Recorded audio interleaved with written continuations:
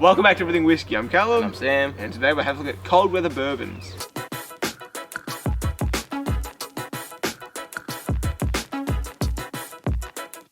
Alright, so we're going to preface this with, obviously we're outside, it's bloody freezing. It's gotten freezing. It's gotten cold here in Australia, especially in Victoria.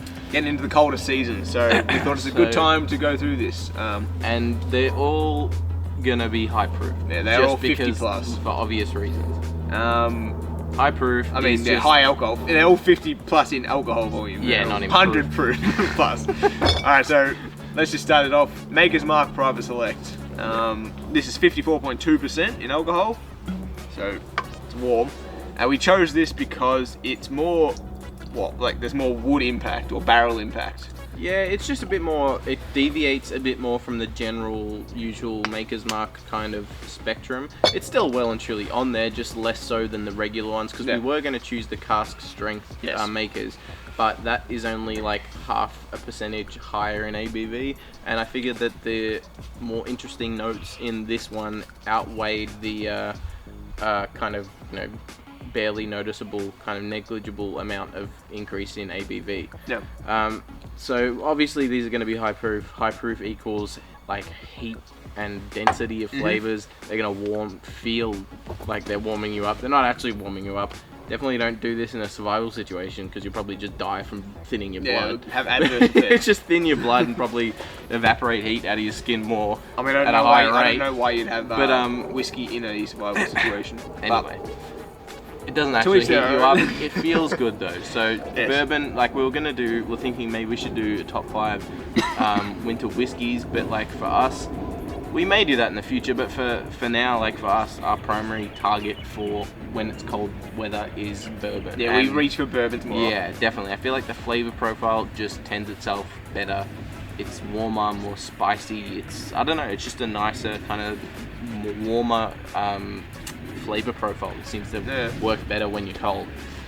All of these whiskies we have reviewed on the channel. Yeah, so, I'll link them somewhere. They'll be in the description. Because we're gonna grease over them pretty quickly. Yeah. Hopefully, unless we get, I don't know, sidetracked. Swarm of birds. We're just going to be giving quick notes on each whiskies, both nose and palate. Yeah.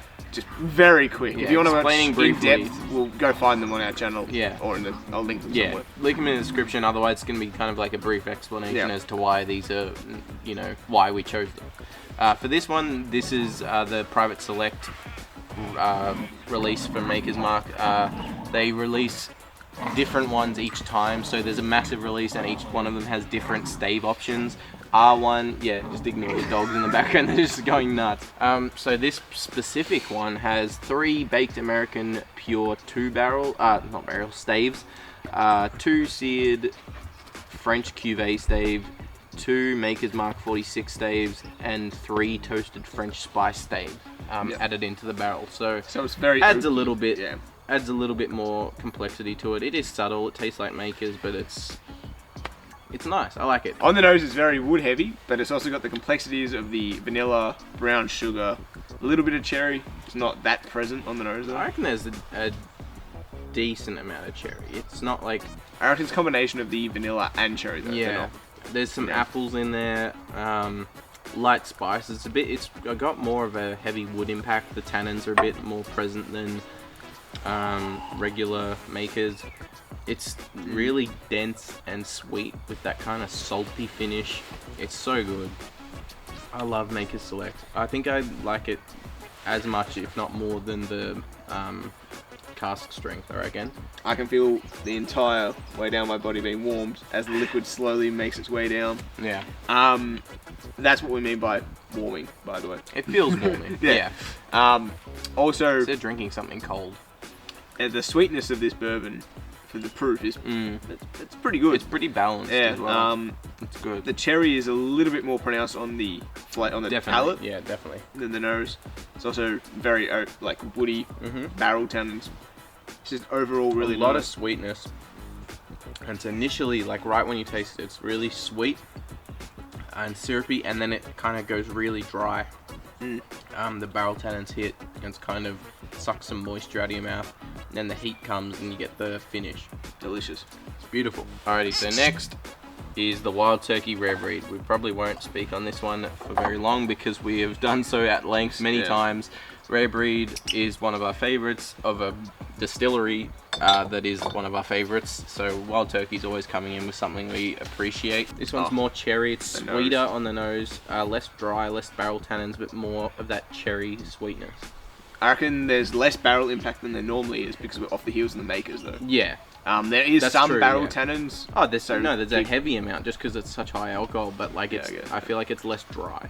It's more. But keep that in mind. The cherries kicked up. We're coming off the heels of each whiskey, so some flavors might be. When you taste them on your own, it's going to be different to back on 5 different high proof bourbons.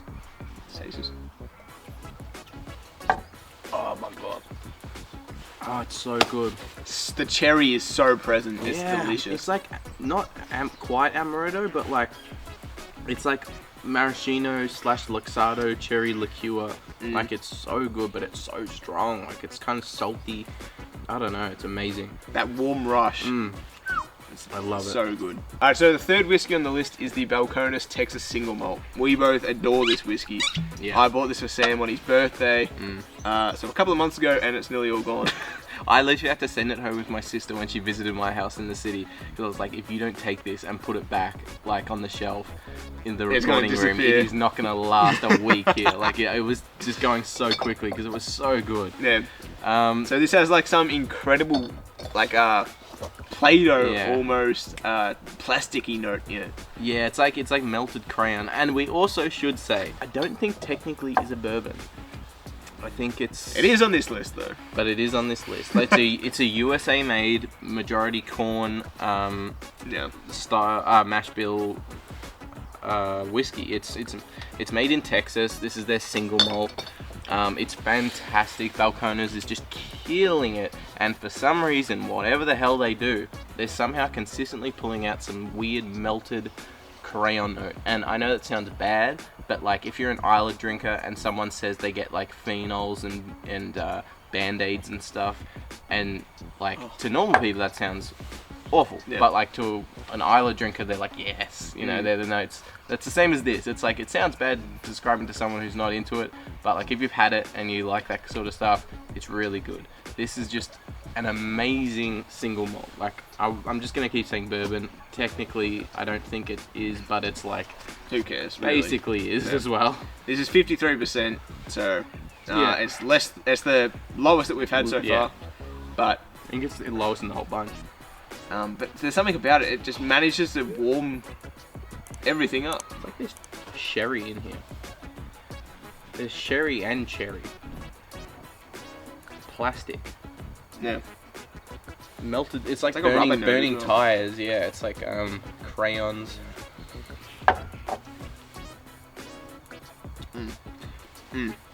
It's like some really it's like almost fruity. It's on the border of being so like weirdly rubbery and like strange, but also on the kind of pushing over into fruity. It's like rubby. It's like rubber fruit. Yeah, it sounds I don't know, really weird combo, but no, it's like it's like, you know, when you I don't know, I haven't done it, but I've smelt it, like when you melt wax, like kind of like wax seal style on a leather kind of thing. Like, you know, melted wax smells like the classic, 1800s. The classic like wax, old style wax. When you smell that, it's kind of like that. But also really quite fruity, like apples and deep red, overly ripe red apples, and some like I don't know, some raisins. It's like creme brulee top. It's like that top that's been caramelized, that's been flamed and caramelized, and then like sprinkled with some salt. It's beautiful. This one is so nice. I'm so glad you got this, because this is something I'm going to buy again as soon as it's finished. The only problem is it's $140 in Australia. Alrighty, so fourth, second last. This had to be on the list. It had to be on there. I think something would be replaced by Stag Junior if we had it. We don't, because it's $300 here. We buy it very infrequently, but it definitely would be on here if we had it. This is kind of the replacement to that, but to be honest, this would probably be on the list as well as this as well. I don't know, we'll see. But So Booker's is part of the Booker No lineup. They do a lot of different stuff. This is their top tier, basically, release. Is their Bookers. There's Bakers and Basil Haydens and stuff. Forget the others.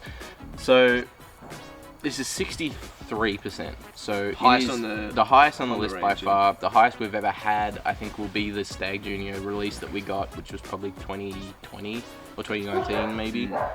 I don't know, which was 66.5, I think it was. That's probably the highest we've had.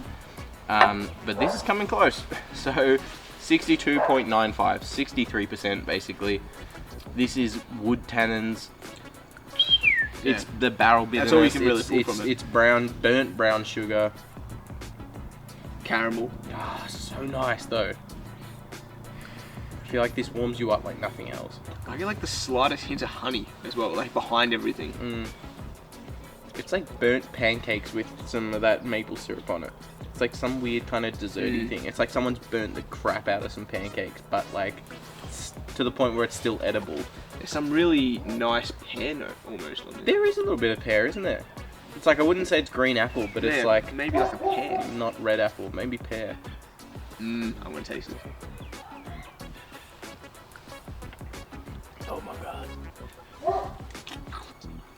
In terms of cold weather, you feel your chest just heat up instantly. You get like, I don't know, like acid reflux. It's almost indigestion. Like, it's like you can feel it work its way down. That heat is it's incomparable. insane. Like you can't really replicate it with flavor, but the alcohol content, just the density of flavor. It's like normal bourbon flavors, but you condense them into such a, like you squeeze out the water and it's just this intense flavor, and you also add a bunch of salt. I feel like I get salty notes every time proof goes higher. I get like, I don't know, it gets hot, it gets salty, it gets dense, and this is just kind of like epitomizing that from what we have available to us. It's so good though. Yeah, I love this. It's still got beautiful notes, tons of wood tannins. It really does kind of suck the moisture out of your mouth, but it's also really sweet. Like it's weird. It's perfect. Yeah. You couldn't improve this or anything. No, I don't think this is. Like George T goes a bit too. I reckon they go a bit too intense with the wood tannins. The barrel you don't get that much flavour out of it. No, I reckon you get tons of flavour, but by God, it sucks you dry. Yeah. Like that. But like, this is like the perfect like combination of both, where it's like you still get so much. It's touching on it, but it's not like yeah. killing you with it. Yeah, I reckon this is perfect. All right, so fifth and final on the list, no particular order. Yeah. Is the Russell's Reserve Single Barrel. Alright, so this is 55%, so we've jumped down again, but it's still probably Still high. middle of the range of It's all still of them. very high. Yeah. So Russell's is made by, so head distiller Jimmy Russell is in charge with Wild Turkey, the head distiller there. This is their own line release with Jimmy and Eddie Russell. On the nose, it's very similar to the Wild Turkey Rare Breed, which makes sense because they're Eddie and Jimmy Russell both. I think Eddie has a hand. He's the head distiller with Wild Turkey, I think. Well, aren't they both involved in? I don't know. I don't know about Jimmy. I think they're both involved in. Oh no, you're right. Yeah. Master distiller is Jimmy Russell, and this is Eddie Russell and Jimmy Russell. So yeah, Jimmy Russell is in charge. Is the head distiller with Wild Turkey, but he's also involved with Eddie. That's why it makes so much sense. They are very similar. Yeah. I think that something I've noticed with it is like you definitely see the similarities, but I feel I could be completely wrong. But with the notes I get from the Russell's line, it tastes and smells a bit higher with rye contribution. It might be the exact same mash bill because that's something Wild Turkey does. All their releases are the same mash bill. I was gonna say this smells a bit more herbal. Yeah. I get more herbal notes from it. It's a bit drier, more like kind of star anise and cloves. They're more spices. Yeah. Cumin seed. Oh yeah. The palate is where it really comes alive. It's like all those notes on the nose. The cherry goes down. Just like crank a little bit. The herbs, the spices go up, and that brown sugar becomes a little bit more burnt. Yum. That is really nice. It's good though. I reckon Russell Single Barrel is one of the best. It's one of my favorites. It's one of my favorites, but it's at such good prices. Like, look, we can find it for the same price as the Rare Breed, about $100 at like some rural, out where we are now, places. But if you buy it online, where you can get like the actual prices, you can get that one for 85 Australian. Yeah, it's really good. Whereas Rare Breed sits, you know, above that. Normally it's 90, 95, 100. Yeah. The Russells, I think, is a fantastically priced line for something that is single barrel, high proof.